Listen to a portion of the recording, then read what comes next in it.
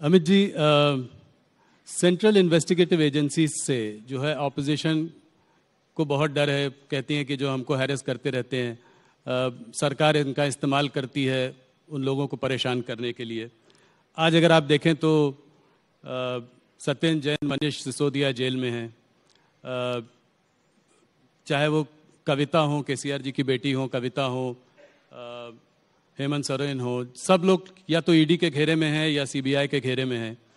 तो भूपेश बघेल जी के भी ज़्यादातर लोगों पर रेड्स पड़ती रहती हैं। तो ऑपोजिशन का कहना ये है कि क्या ईडी और सीबीआई के दफ्तर भारतीय जनता पार्टी के स्टेट्स में बंद हो चुके हैं? जरा भी ऐसा नहीं है। 2014 और 2019 दोनों चुनाव में भारतीय जनता पार्टी की सरकार ने देश को वादा किया था कि हम करप्शन के खिलाफ लड़ेंगे, और हमारी ये लड़ाई करप्शन के खिलाफ है। कल ही मोदी जी ने कुछ आंकड़े दिए थे, मैं इसको रिपीट करना चाहूंगा। 2004 से 2014 में ईडी, यही कानून था, कोई कानून हमने बदला नहीं है, यही कानून था। ईडी जो पीएमएल के कानून के तहत 5,000 करोड़ की संपत्ति कुर्क की थी, और मोदी जी के शासन के अंदर हमने 1,10,000 करोड़ की संपत्ति कुर्क की। उसका 5% भी पॉलिटिशियन का नहीं है, बाबुओं का भी है, भ्रष्ट व्यापारियों का भी है, सबका है, जो देश के कानून को तोड़कर टैक्स दिए बगैर धन शोधन करते हैं। क्या लड़ाई बंद कर दें? और क्या देश की जनता ऐसा कानून चाहती है कि अगर कोई पॉलिटिशियन, कोई राजनीति में काम करने वाले नेता या व्यक्ति भ्रष्टाचार करे तो इसके खिलाफ कोई कार्यवाही न हो?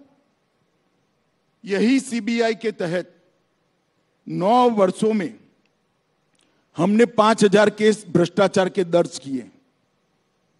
कांग्रेस ने 500 भी नहीं किए थे, 500 भी नहीं। क्या 5,000 के 5,000 केस राजनीतिक पार्टियों के कार्यकर्ताओं पर है? ना, सभी के सामने है, बाबुओं के सामने भी है, व्यापारियों के सामने भी है, और मिली भगत के सामने भी है। और जहां तक दुरुपयोग का सवाल है, लालू जी पर केस किसने किया था? यूपीए की सरकार ने किया था जी। शेख अब्दुल्ला के खिलाफ विमान भरकर अफसर, वो बड़े वाला एयर इंडिया का पुराना विमान आता है, क्या कहते 320 या ऐसा विमान होता है, पूरा विमान भरकर अफसर भेजे थे और कई सालों के लिए जेल में डाल दिए थे। किसने किया था? इंदिरा जी ने किया था। ये तो भ्रष्टाचार के केस है। मैं राहुल जी को और उनकी पार्टी को याद कराना चाहता हूं, इमरजेंसी डालकर लाखों बेगुनाह विपक्ष के नेताओं को जेल में डाल दिया था 19 महीने तक, और बेल का प्रोविजन भी नहीं था। और यहां तो बेल का प्रोविजन, आप कोर्ट में जाइए। मैं आपको बताता हूं दुरुपयोग कैसे होता है, मैं उसका भुक्तभोगी हूं। हमारे खिलाफ कोई भ्रष्टाचार का केस कांग्रेस ने नहीं किया था।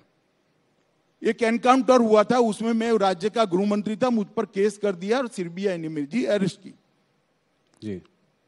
अरेस्ट में सीबीआई के रिकॉर्ड पर आज भी टैप किया हुआ पड़ा होगा, अगर प्रामाणिकता से टैप किया तो सीबीआई के उस वक्त के अफसरों ने, और मिटा नहीं दिया कांग्रेस सरकार ने। तो 90% सवालों में यही था कि काहे को परेशान हो रहे हो, मोदी का नाम दे दो आपको छोड़ देंगे।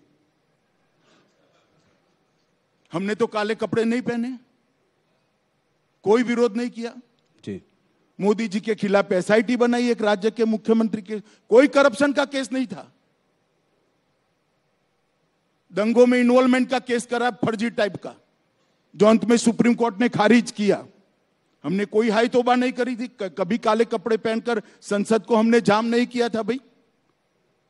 और मैं बताता हूं नतीजा क्या आया। मुझे पकड़कर अरेस्ट किया, 90 में दिन ही बेल दे दी मुझे हाईकोर्ट ने। हाईकोर्ट ने कहा कि अरेस्ट करने के लिए पर्याप्त प्रूफ ही नहीं है, और मैंने एक्विटल की एप्लीकेशन डाली। मुंबई की अदालत ने, मुंबई में केस चला, गुजरात के बाहर ले गए, कोई आपत्ति नहीं, मुंबई में चला। वहां कोर्ट ने कहा कि राजनीतिक प्रतिशोध की भावना से सीबीआई ने राजनीतिक इशारों पर यह केस किया है, इसलिए हम अमित शाह के खिलाफ के केस को और सारे आरोपों को खारिज करते हैं। हमने हाय तौबा नहीं की थी। और यही लोग थे, यही चिदंबरम बैठे थे, यही सोनिया जी नेतृत्व करती थी यूपीए सरकार का, यही मनमोहन सिंह थे और यही राहुल गांधी सांसद थे।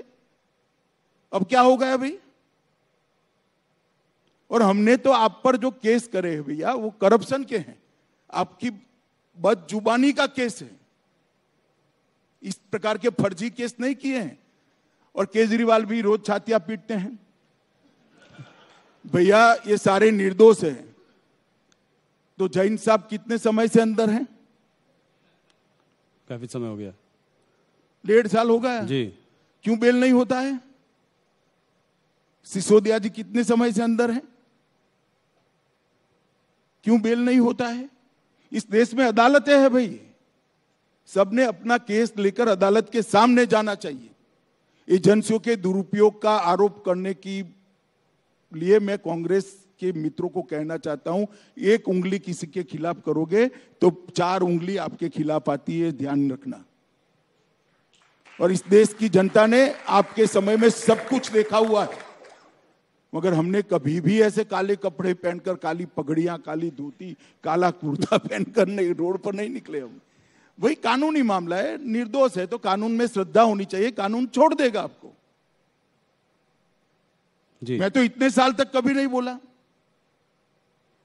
आज आपने यूं कर बुलवाया तो मैंने बता दिया। अब तक नहीं बोला था मैं तो कभी। पर अमित जी एक और पूरी मेरी इंट्रोगेशन में एक ही बात, मोदी का नाम दे दो, मोदी का नाम दे दो, मोदी का नाम। भाई क्यों डरते हो मोदी से? क्यों फंसाना चाहते हो?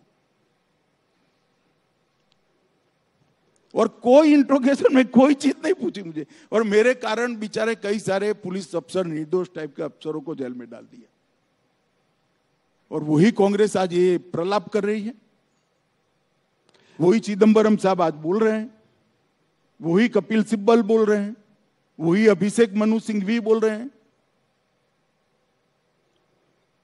उनको आत्मचिंतन करना चाहिए कि भ्रष्टाचार का जितना भी पैसा इकट्ठा किया है, एक बार सामने से अदालत के सामने जाकर दे दे, शायद अदालत माफ कर दे उनको। ये ढूंढकर पकड़ेंगे तो तकलीफ आएगी। एक ऑपोजिशन लीडर का कहना यह है कि ये सारे आप भ्रष्टाचार के जो केसेस आप इन्वेस्टिगेट एजेंसीज तो करती हैं, पर अगर नेता पार्टी बदलकर भारतीय जनता पार्टी में आ जाए तो उसके खिलाफ केसेस को ड्रॉप कर दिया जाता है। ये बिल्कुल बेसलेस बात है। इस देश में अदालतें हैं, आपके पास अगर कॉन्क्रीट केस है तो लेकर अदालत में जाइए, अदालत सीबीआई को डायरेक्ट करेगी, ईडी को डायरेक्ट करेगी। कौन ईडी और सीबीआई की हिम्मत है अदालत के डायरेक्शन के खिलाफ काम करने की? बताइए किसकी हिम्मत है? और कांग्रेस पार्टी क्या मानती है? इस देश में अदालतें बंद हो गई है,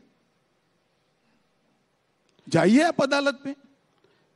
ये 14 अपोजिशन पार्टीज ने सुप्रीम कोर्ट में एक याचिका दायर की भी है, जहां पे वो कह रहे हैं कि गाइडलाइंस पर अरेस्ट होना चाहिए। 3 गाइडलाइंस की उन्होंने बात करी है, इसको कैसे देखते हैं? अरे भाई, इस देश में अरेस्ट की, बेल की और रिमांड की, तीनों की गाइडलाइन सुप्रीम कोर्ट के 5 जजमेंटों से प्रस्तावित है। वो सब भी जानते हैं, मगर ये जनता को गुमराह करना चाहते हैं। जनता ऐसी बातों से गुमराह नहीं करना होती है भैया, ऐसी बातों से गुमराह नहीं होती है। जी।